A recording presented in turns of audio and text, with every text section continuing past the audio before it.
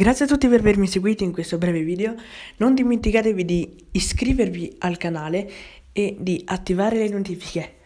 Le prime 3 persone che avranno fatto queste cose e mi avranno scritto nei commenti del mio ultimo video fatto, mi potranno suggerire un argomento per il mio prossimo video.